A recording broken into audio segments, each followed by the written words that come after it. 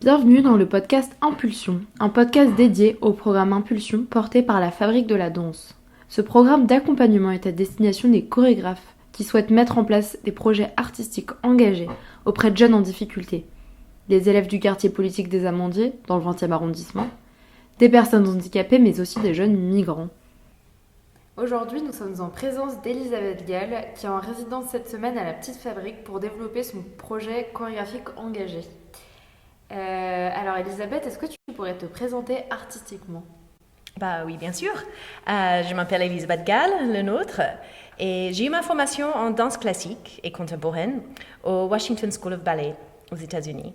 Ensuite, j'ai fait mes études en psychologie à l'université de Georgetown et en même temps, j'ai travaillé comme professeur et chorégraphe à Washington Ballet. Après mes études, j'ai dansé avec une compagnie contemporaine qui s'appelle City Dance Ensemble. Et là, j'ai pu danser des œuvres très diverses. Ça partit du néoclassique sur pointe jusqu'aux des pièces très très modernes. Et on a beaucoup voyagé à l'international en mission diplomatie culturelle avec les ambassades, etc. Et ça m'a donné envie d'en faire plus avec la danse et les échanges culturels, etc. Donc, j'ai déménagé à Paris pour obtenir un master en affaires internationales à l'Université américaine de Paris. Peu après mes études, un jour, j'étais en train de monter mes projets d'échanges culturels, etc. Mais j'ai vu une annonce pour une audition. Donc, je l'ai passée. C'était une audition au Théâtre national de Chaillot pour la compagnie José Montalvo. Et j'ai été sélectionnée pour sa création Iolé. C'était la première fois que j'ai dansé dans une compagnie pluridisciplinaire. Donc, il n'y avait pas du classique, pas que du contemporain, il y avait aussi du flamenco, du hip-hop, du danse africaine. Et ça m'a énormément enrichi artistiquement et humainement.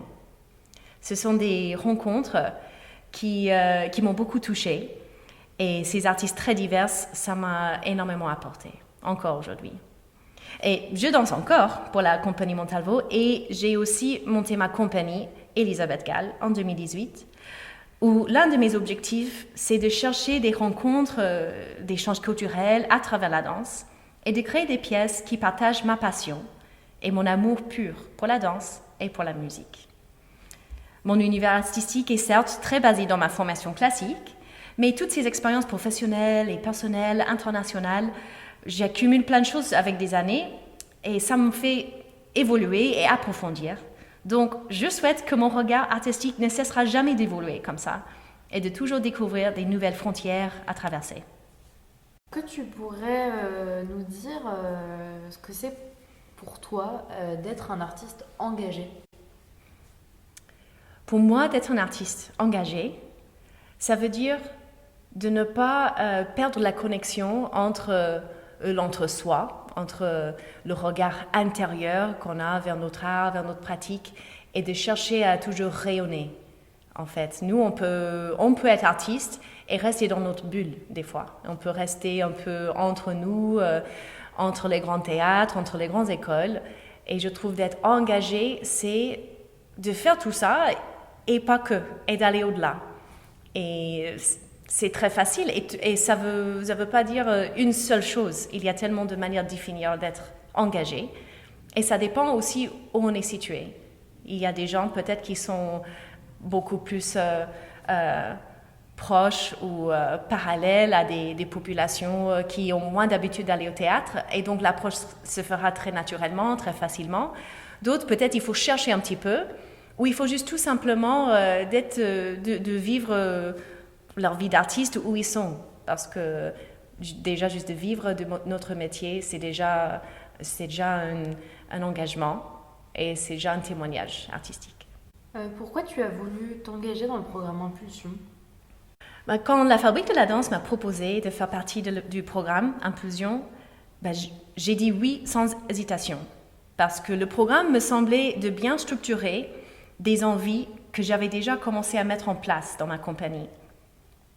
À côté des créations pour des grands plateaux ou petits plateaux et des actions pédagogiques dans les grandes écoles, comme j'ai dit, ou dans les grands conservatoires pour préparer les professionnels de demain, il y a quand même quelque chose à côté. Moi, je suis très impliquée dans l'objectif de faire des projets inclusifs qui touchent des publics qu'on a moins l'habitude de croiser dans notre métier. Il n'y a rien de plus beau que de voir des gens qui n'ont jamais mis un orteil dans un studio de danse, de se prêter au jeu avec moi et mes propositions de danse, et de découvrir qu'il n'y a pas de frontière entre les gens sur scène et les autres. Pour moi, la danse fait force en collectivité.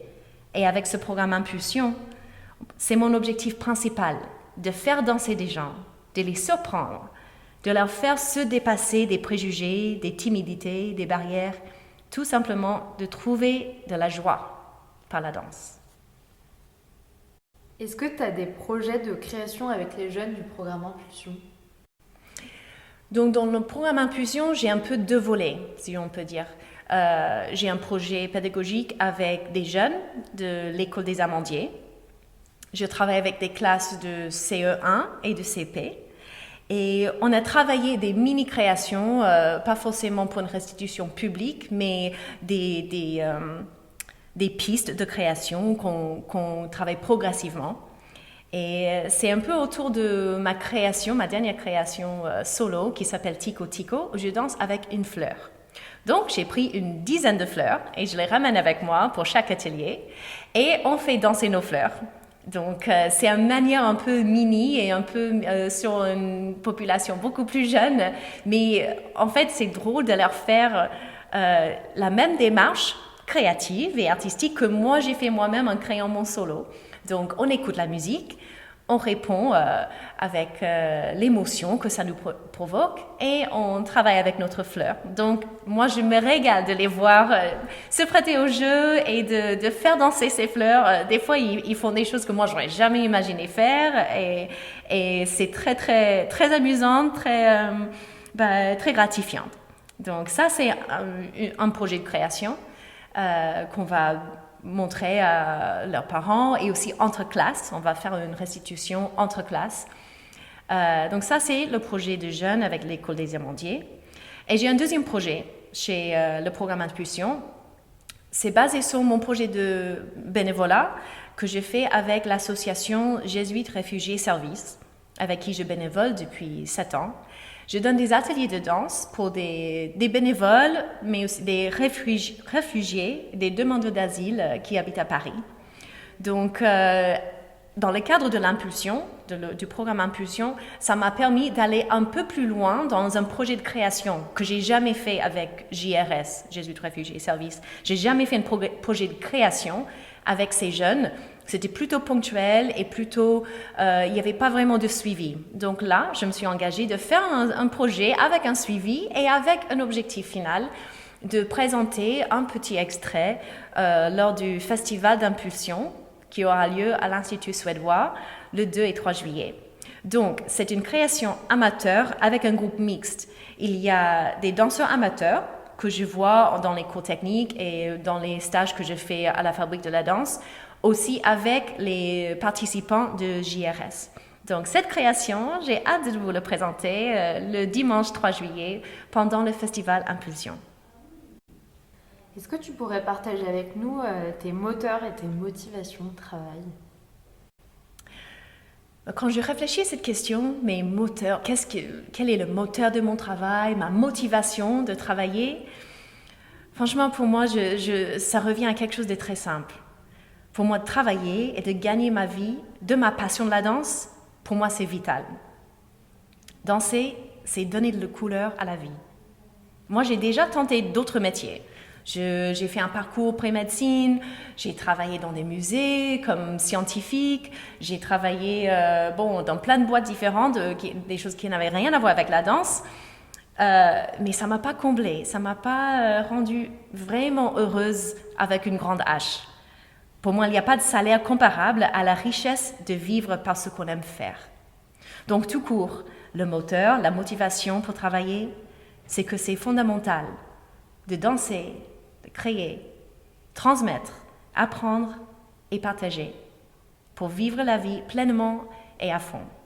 Et c'est ça qui me fait lever tous les matins et aller travailler, donner des cours, apprendre des choses, partager des choses et créer. Et tout simplement danser. Merci beaucoup Elisabeth pour ces mots. Merci, ça fait plaisir. De partage très agréable. Merci beaucoup.